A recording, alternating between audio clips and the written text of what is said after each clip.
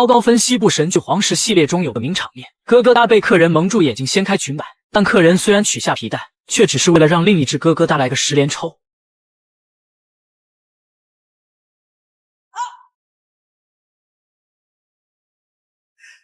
这离谱的一幕发生在美国西北部。1923年的蒙大拿州两极分化极其严重，一边是广阔的牧场潇洒的牛仔，一边是用钢筋水泥铸成的高楼大厦。每当牧民和牧场主发生矛盾时，他们就会来城里的法庭进行调解。雅各布是黄石牧场的主人，最近周边地区总有一些牧羊人会把羊赶来他的地盘，这让雅各布十分恼火。他再三强调不准越界，可以班纳为首的牧羊人根本不听。You graze on all your grass, then you push your flock on another man's grass. The locust ate my grass. Locust ate everybody's grass. We're all suffering. Take your flock higher. 班纳和雅各布之间硝烟味很重，可此时的雅各布并不把班纳放在眼里。雅各布是达顿家族的领头人，他带着侄子约翰和侄孙杰克掌管整个黄石牧场。每当他们爷仨外出放牧时，雅各布的妻子卡拉总会在门口等到天黑，直到看见他们的身影，卡拉才会回到房间装作刚醒来的样子。她是个很有魄力也很坚强的女人，尽管一生无所出，依旧能把侄子当成亲生的来教养。甚至侄孙杰克的婚事也是卡拉一手在操办。杰克和另一个牧场主的女儿丽兹订了婚，小两口每次发生争执时，卡拉都会担任和事佬。她喜欢看到孩子们一脸幸福的模样，这让她感觉很有成就感。可惜平稳的日子在这一年被打破。牧羊人班纳不顾雅各布的禁令，直接在晚上带人闯入了黄石牧场。他们的羊将会吃掉这一片的所有草。第二天，雅各布他们上山放牧，发现这事，双方顿时爆发了激烈的战斗。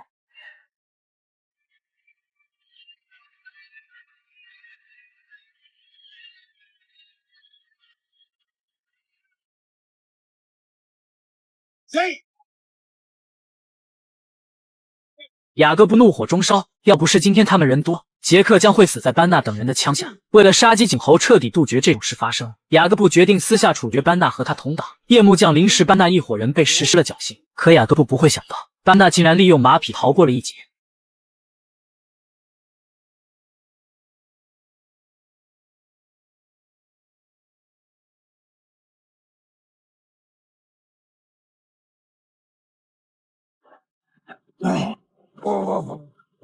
班纳拼命割开绳索，可此时他的同伴早已入了黄泉。这一刻，班纳产生了疯狂的报复心理，但雅各布对此一无所知。他收走了班纳的所有羊，并派人把这些羊送给附近的印第安人。印第安人的处境很艰难，美国人霸占了他们的土地，还要把他们的孩子强行送去教堂学校。这些孩子在学校经常被虐待，只要修女看谁不顺眼，就会故意对其进行提问，而这时候哪怕回答对了，也是要挨打的。It's from ashes. What is from ashes?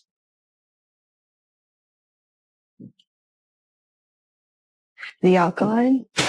Alkali? How do you get alkali? How? 泰纳能做的只有忍，但修女变本加厉，竟更加用力地抽打他的手背。终于泰纳忍不下去了，他抱起反抗，把修女按在地上狂揍。周围同学看得大快人心，但这事的后果是泰纳被带到神父面前进行惩罚。神父看似公正，实则和修女沆瀣一气。他给修女2板，转头就给泰纳10板子，这板子全部打在屁股上。这相当于给了修女再一次虐待泰纳的机会。因为晚上修女们会看所有孩子洗澡，怎么洗，洗多久，洗哪里，全是修女说了算。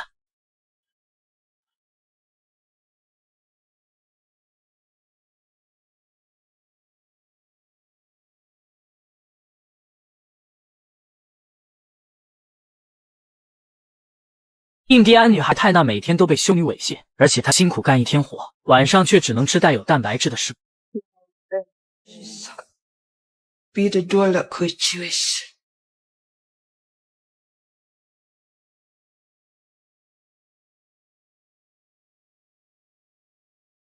泰纳和修女杠上，教堂学校觉得她不服管教，直接对她实施了紧闭处罚。泰纳在小黑屋里被关了2天2夜，直到高烧昏迷才终于被放了出来。但出来后迎接他的又是新一轮的折磨。有修女趁着他毫无反抗之力时猥亵欺负他，也有修女趁着他高烧之时故意给他浴桶放冰块折腾他。泰纳默默承受着这一切，但他总觉得自己人生不该如此。教堂学校总说等他们成年会放他们回家，可这么久以来，泰纳从没收到任何离开学校的亲人消息。他怀疑学校把那些伙伴给杀了。印第安人本是这片土地的主，现在却成了奴隶。学校逼他们干很多活，要是干得不好，修女就会殴打他们。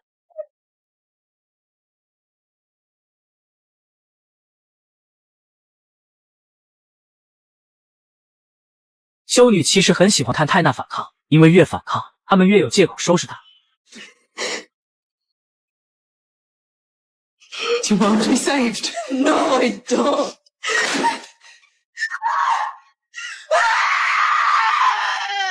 She has the devil in her. 泰娜被打得浑身是伤，修女甚至还剪掉了她的头发来羞辱她。泰娜永远不会忘记这个场景，晚上她怎么也睡不着，退一步便一直都要退下去。泰娜决定和修女拼个鱼死网破，她偷偷潜入修女房间，然后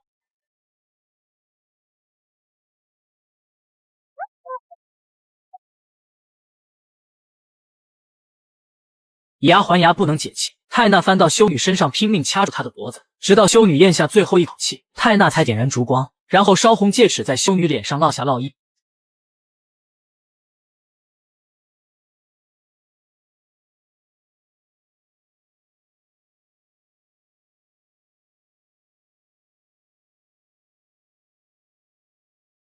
泰娜拿走了刀，因为她还要把那个猥亵她的修女杀掉。第二天，神父发现修女尸体时，泰娜早已逃出了学校。为了掩盖踪迹，泰娜还在身后绑了树枝，以此抹去她的脚印。晚上，泰娜遇到了一头孤狼，那狼越来越近，她靠着大声吼把那狼吓走，但狼却去而复返，杀了一个回马枪。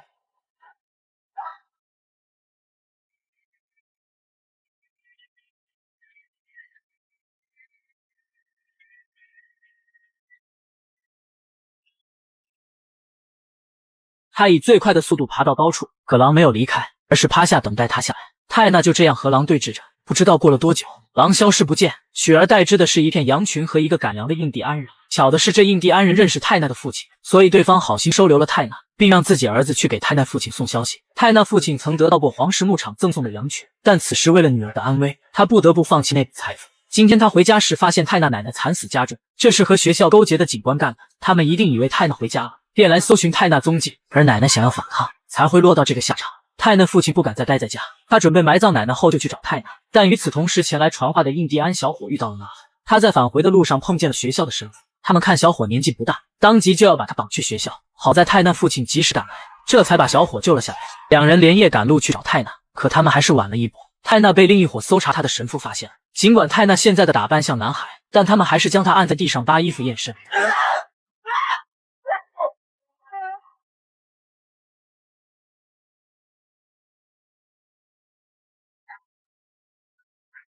神父被泰娜戳瞎了一只眼睛，他气得挥拳砸向泰娜的脸，恨不得将泰娜直接打死。可就在这时，小伙父亲赶来了现场，他手持长枪，打的这几个神父连连求饶。解决掉最后一人后，小伙父亲抱着泰娜进屋休息。谁知就在这时，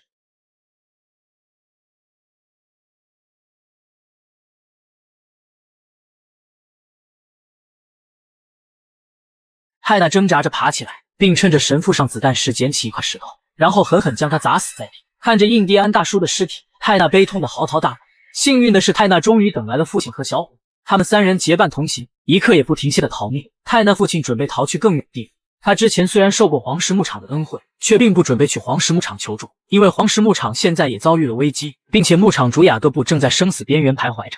第一季中，黄石牧场迎来了史无前例的危机，因为对牧羊人班纳等人实施了绞刑，牧场主雅各布遭到了班纳疯狂的报复。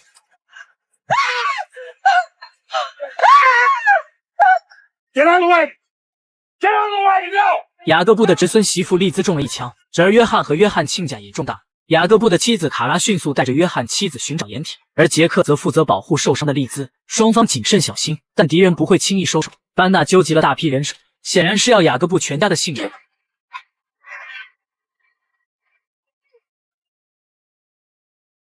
Jacob!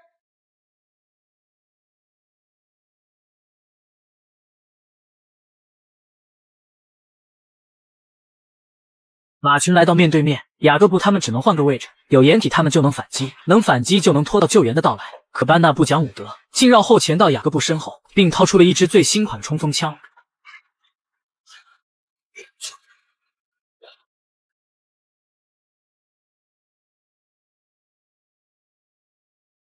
雅各布倒下了，只有卡拉和侄媳妇逃过一劫。班纳的手下还想去追，但此时雅各布的人手已经赶来了现场。班纳见势不妙，赶紧逃跑。可雅各布这边已是伤亡惨重，侄儿约翰死了，侄孙媳妇利兹受伤了。就连丽兹的父亲也中弹身亡。糟糕的是，雅各布的胸膛被射中一枪，能不能活下来还得打个问号。卡拉怒火中烧，他持枪追上班纳的一个手下，然后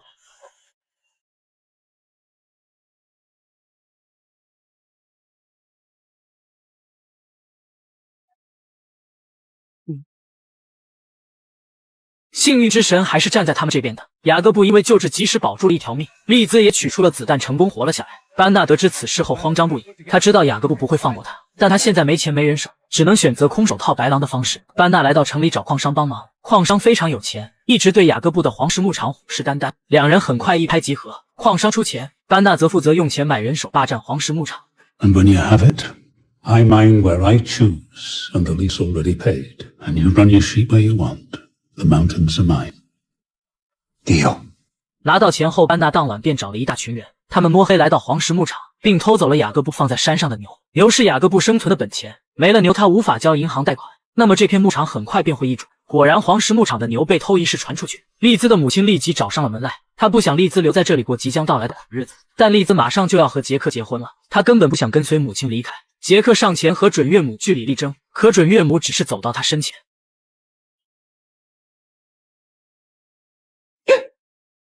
I'll discipline my own nephew. Thank you very much. 卡拉还了这一巴掌，然后客客气气地把亲家送走。杰克想要去抢回被偷的牛，但卡拉没有同意。杰克不是班纳的对手，尤其班纳现在还找了个强大的帮手。卡拉去找雅各布商量此事，雅各布决定把剩下的牛全部卖掉，等到小牛长大后再立马配，这样就能解决燃眉之急。雅各布把重担交到卡拉身上，杰克暂时还承担不起整座牧场，他需要卡拉对外界隐瞒他受伤的事情，并代替他出席各种会议。 Governor, on behalf of my husband, I will ask members of this association to vote for the creation of a police force, as my husband has asked the governor to grant the authority I have just stated. 卡拉极力号召众人团结一心，人群中的班纳提出质疑，卡拉直接拿出雅各布的授权签名，他靠着强大的气场赢得了所有人的幸福。等出来时，他才告诉手下，那签名其实是他自己签的。班纳走过来嘲讽他一个女人办不到男人的事，还说他继续抛头露面，迟早玩完。但 And my charade is over. So are you. Men kill with bullets or a noose, which is to say men kill quick. Your fight is with me now. I kill much slower. 卡拉丝毫不惧班纳的威胁，但班纳纠缠不休，还嘲讽他家有用的男人都死，所以卡拉只能告诉他，他还有一个很厉害的侄儿，那侄儿名叫斯宾塞，他是残酷战场上少有的能活下来的战士，也是唯一一个敢担枪杀雄狮的男人。昨天卡拉已经给斯宾塞寄去一封信，并让他赶紧返家保卫家园。可斯宾塞远在非洲，从他收到这封信到他回来最早也半年的时间，不知道那个时候黄石牧场是否还属于达顿家族了。黄石系列为什么火爆全球？只看这个镜头你就知道，女人在非洲草原上夜尿，却被一头豹子疯狂扑倒，这一幕打破了一旁埋伏的猎人斯宾塞的计划，他不得不提前行动。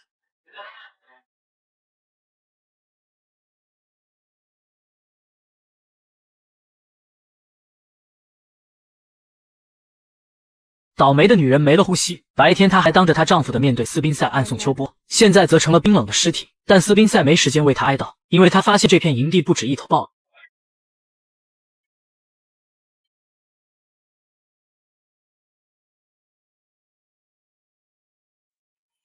Banda! I'm here!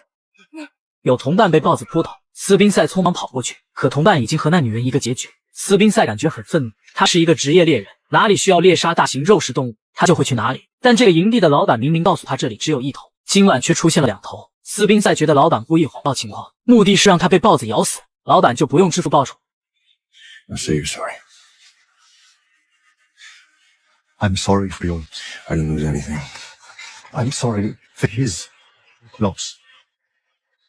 I'm sorry for his family's loss. I'm sorry for his wife. For his children. His children, yes, his children. I'm sorry for... 斯宾塞开了一枪，但没打在老板身上。他只杀动物不杀人。作为从战场上退下来的神枪手，斯宾塞早就厌倦了人类间的争斗。豹子事件后，斯宾塞打算好好休息一段时间。谁知一群英国贵族美人竟然认出了他的身份，一个名叫亚历克斯的女孩过来找他搭讪。斯宾塞看得出来亚历克斯对他一见钟情，但这种情他见得太多，能够和他共患难走下去的却太少。晚上亚历克斯又来找斯宾塞，他不喜欢家人安排的联姻对象，更向往自由自在的生活。得知斯宾塞天一亮就要走，亚历克斯竟直接提着行李追上他的车。 Got room for another? No, not really. My knight in shining armor. 斯宾塞觉得他很特别，她是第一个愿意跟他走的姑娘，甚至得知他要去坦葛尼卡抓猎狗，他也丝毫不惧。斯宾塞本不愿带他冒险，可他内心深处和他很像，执着、冲动、不服输。斯宾塞带他去看了原始人脚印，又带他坐车去看大象，两人在车上袒露心扉，互相诉说着彼此的生活和家庭。但就在这时，意外发生了。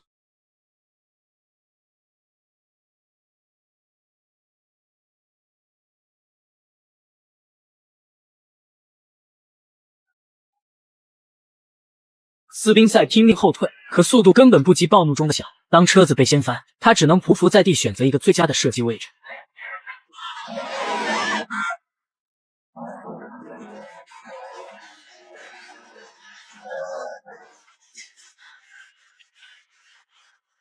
那只象很快就倒下了，斯宾塞这才把亚历克斯扶出来。此时的他已经被吓得双腿发软，但还是强撑着帮斯宾塞把车扶正。可惜汽车受损严重，眼下已是无法再开。担心象的尸体引来更多捕食者，斯宾塞迅速找了个树藏身。这个位置不算太高，如果有敏捷一点的肉食者过来，他们俩就会很危险。但这棵树在这一片已经是最高点了，斯宾塞别无选择，只能拼命护住亚历克斯。晚上一群狮子过来分食象尸，不远处的猎狗亦是虎视眈眈。亚历克斯被这一幕吓得惊叫出声，狮子立马被这边的动静所吸引，眼看狮子步步逼近，斯宾塞连忙扣动扳机，狮子倒下了。可这不是结局，会有更多的狮子围过来，斯宾塞的子弹不能将其全部杀光。好在关键时刻救援队赶来了现场，他们鸣枪吓退了狮子，这才让斯宾塞和亚历克斯捡回了一条命。回去的路上，亚历克斯仍旧惊魂未定，但他不准备就此离开，他坚定地继续陪在斯宾塞身边。从草原到海边，两人走过很多地方，感情也逐渐加深。可就在这时，斯宾塞收到了家里婶婶寄来的信，他家的黄石牧场面临巨大的危机，他的哥哥约翰被牧羊人班纳所杀，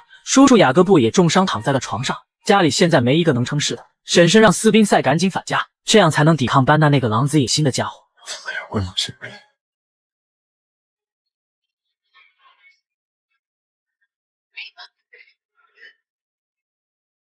美国超高分西部剧尺度实在太大，小情侣一天开3炮，坚持3个月后却收到一个糟糕的消息，斯宾塞的家里出事了，他必须赶紧离开非洲回到美国。 We have no liners to the States. Can book it to London. You can arrange transport from there. 斯宾塞同意这个方案，但问题是最早一班邮轮要3周后，他怕他的家人等不到那个时候。斯宾塞的哥哥已经被牧羊人班纳杀死了，叔叔雅各布也被打伤，家里现在只有年轻的侄子杰克和头发花白的婶婶卡拉，他们无法应对班纳那个狼子野心的家伙。斯宾塞只能去坐私人船，这虽然不太安全，可能够让他以最快速度回到家乡。 So how's it doing? It's a ghost. A ghost ship born as blue in the spring and could have abandoned ship. But she didn't sink, no. And she won't run aground. The current in the channel holds her. How she lives back and forth hunting captains who don't pay attention. 幸好船长经验丰富，不然他们今天铁定撞上去。亚历克斯从没见过这么震撼的场景。和斯宾塞在一起这段时间，他经历了太多的危险。晚上他们几人轮流守夜，以防那幽灵船再次出没。可这样安全过了几天后，船长竟突发疾病死在了船上。斯宾塞赶紧联系救援，但此时幽灵船再次出没，斯宾塞还来不及反应，小船就被撞得摇摇晃晃。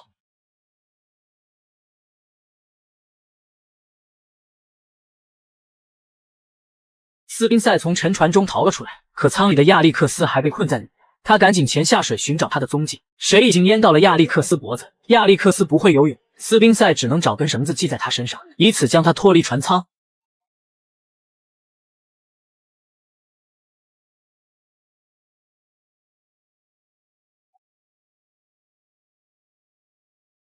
这是他们两人遇到的又一次危机。浮出水面不代表安全，这船迟早会彻底沉没。斯宾塞安抚完亚历克斯后，就又下水进船舱找物资。他们必须有能撑到救援来的水和食物。虽然他也不清楚救援到底什么时候会来，被困海上是很痛苦的事情。白天烈日暴晒，时不时还有危险的东西靠近。斯宾塞能做的只有持枪守卫。而远在美国蒙大拿州的雅各布不清楚斯宾塞的遭遇，他每天都眺望远方，期待斯宾塞早日归来。但比斯宾塞更快到来的是治安官。治安官听说了雅各布和班纳的大战，他不许雅各布找班纳报仇，还表示自己会去抓捕班纳秉公处理。雅各布原本不想同意，可卡拉不停劝说，在斯宾塞回来前他们无法完成复仇，所以雅各布才退一步接受了治安官的建议。如今达顿家族的希望全都寄托在斯宾塞身上，但此时的斯宾塞还在海上漂流着。他和亚历克斯被困了3天3夜，食物和水全都消耗干净了，才终于看到远处有亮光。斯宾塞迅速朝天鸣枪，总算引起了救援船的注意。 Jesus, Mary and Joseph. I'd like to take you to a casino. Right, here we go. 能坚持到救援到来，本就是运气爆棚的一件事。但斯宾塞有的不只是运气，还有实力。救援船的船长也听说过斯宾塞大名，甚至还帮斯宾塞解决了亚历克斯的身份问题。亚历克斯是英国人，想要进入美国地界只能和斯宾塞结婚。船长给了他们婚戒，也做了他们的主婚人，这才让亚历克斯有合法的身份。新婚夜这晚，两人只来了一次。亚历克斯满腔激情，可斯宾塞的心情有些沉重，他牵挂着远方的家人，但这趟归家之途注定要走上1-2个月。男人正准备来一发，却看到妻子的前男友也在这里。之前亚历克斯抛弃前男友与斯宾塞私奔，眼下双方撞上，说不尴尬是不可能的。糟糕的是，他们还和前男友在同一艘游轮上。亚历克斯尽力躲藏，但还是被昔日的好闺蜜看到了。闺蜜不理解亚历克斯的选择，可听到亚历克斯说自己很幸福，闺蜜便由衷的祝福他。和闺蜜聊完后，亚历克斯舒服了很多，她决定不再躲下去，她要带斯宾塞光明正大的出现在前男友面前。To be safe, we should probably consummate again after dinner. Or we could just skip dinner altogether. Prove of the dress, I say. I'll let Gray drink over that chair. 两人盛装打扮，随后来到餐厅用餐。前男友看到他们恩爱的模样，恨得后槽牙都快咬碎了。他父亲劝他不要吊死在同一棵树上，可他认为这无关爱情，更多的是男人的尊严。为了报复斯宾塞这个抢走自己女友的家伙，前男友不自量力地对斯宾塞发起挑战。斯宾塞不想搭理他，谁知他竟越来越过分。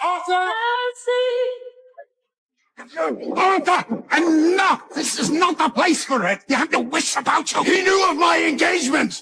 He has defiled my honor. You shall him, sir. Choose your weapon. 斯宾塞觉得2个前男友都打不过自己，他好心告诉前男友父亲自己的身份，可前男友父亲根本阻拦不了暴怒的前男友。前男友不停大放厥词，甚至还当众辱骂亚历克斯。这下斯宾塞再也忍不下去了。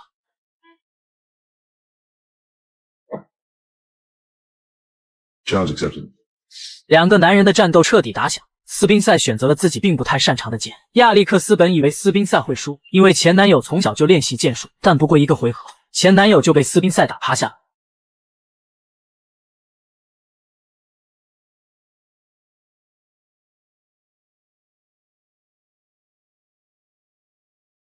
斯宾塞没有留情，他把前男友拖到他父亲面前，但前男友仍不死心，他竟然拿着一把枪冲向斯宾塞。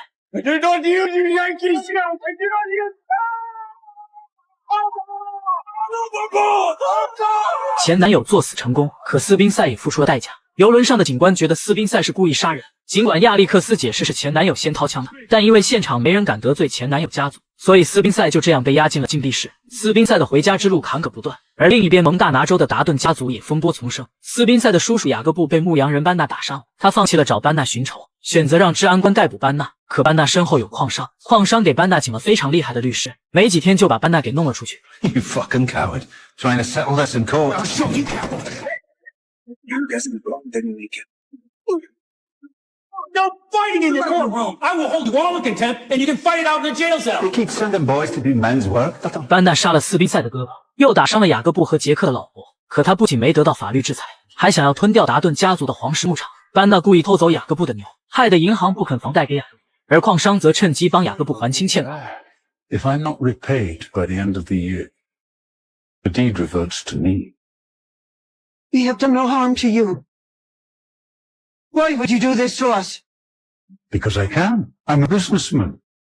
The word decent doesn't apply to me. 留给达顿家族的时间不多了，可唯一能解决危机的斯宾塞却还在前往英国的游轮上关禁闭。亚历克斯只能求闺蜜说出真相，在她的再三请求下，闺蜜告诉了警官是前男友先掏的枪，但这样并没起到太大的作用。警官决定把斯宾塞驱逐出游轮，至于亚历克斯，则被前男友的父亲使坏关在了房间。尽管闺蜜及时把亚历克斯救了出来，可亚历克斯还是没能追上斯宾塞。好在斯宾塞的家书在他手里，亚历克斯可以通过信上的地址找过去。I will make you embarrassment, my devil!